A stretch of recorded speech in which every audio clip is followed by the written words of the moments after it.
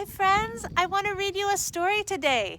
I've got one from when I was little. It's called The Best Nest. And since it's spring, I thought that's a good time for a story about some birds.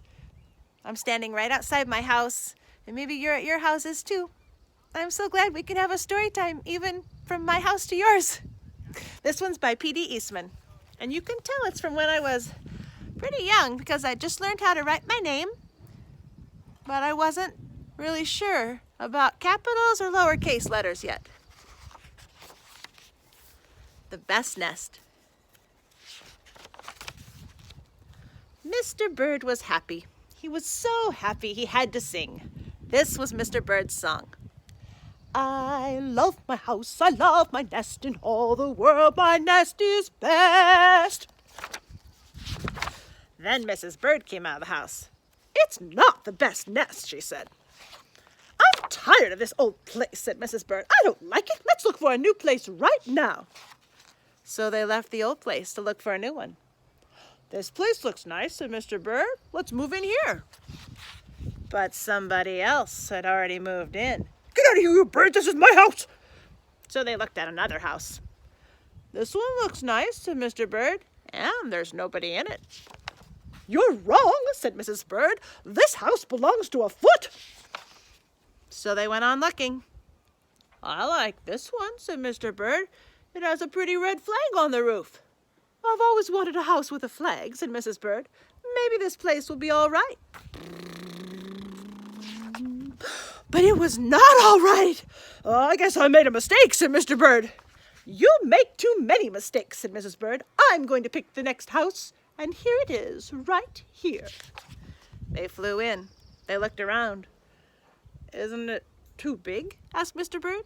I like this big place, said Mrs. Bird. This is the place to build our new nest. They went right to work. They needed many things to build their new nest. First, they got some hay. They got some soda straws and broom straws. They got some sweater string. They got some stocking string and mattress stuffing. They got some horse hair. They got some man hair. Soon they had all the hay, all the straw, all the string, all the stuffing, all the horse hair, and all the man hair they could carry. They took it all back to build their nest. Mr. and Mrs. Bird worked very hard. It took them the rest of the morning to finish their nest. This nest is really the best, said Mrs. Bird. I want to stay here forever. Mr. Bird was very happy, too. He flew to the top of his house. He sang his song again. I love our house, I love our nest, in all the world our nest is best. He was so busy singing, he didn't even see Mr. Parker coming. Every day at 12 o'clock, Mr. Parker came to the church. Mr. Parker came to pull a rope, and the rope went up to the bird's new nest. Bong! Bong! The rope rang a big bell right under Mrs. Bird's nest. Mrs. Bird got out of there as fast as she could fly.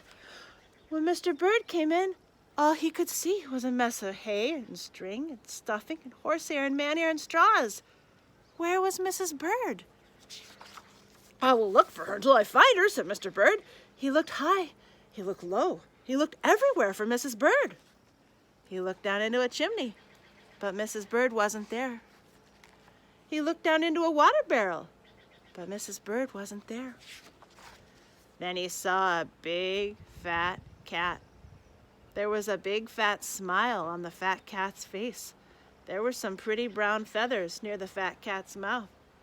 Mr. Bird began to cry. Oh, dear, he cried. This big, fat cat has eaten Mrs. Bird. Mr. Bird flew off. I'll never see Mrs. Bird again, he cried. It was getting dark. It began to rain. It rained harder and harder. Mr. Bird could not see where he was going. Crash! Mr. Bird bumped into something. It was his old house, that old house that Mrs. Bird hated. I'll go inside, said Mr. Bird. I'll rest here until the rain stops. Mr. Bird went in, and there was Mrs. Bird, sitting there singing. I love my house, I love my nest, in all the world this nest is best. You! Here, gasped Mr. Bird. I thought you hated this old nest. I used to hate it, Mrs. Bird smiled, but a mother bird can change her mind. You see, there's no nest like an old nest for a brand new bird. And when the egg popped open, the new bird thought so too. The end. That was The Best Nest by P.D. Eastman. I hope you liked it. I'd love to read to you again. I hope you're reading books at home too. Happy reading.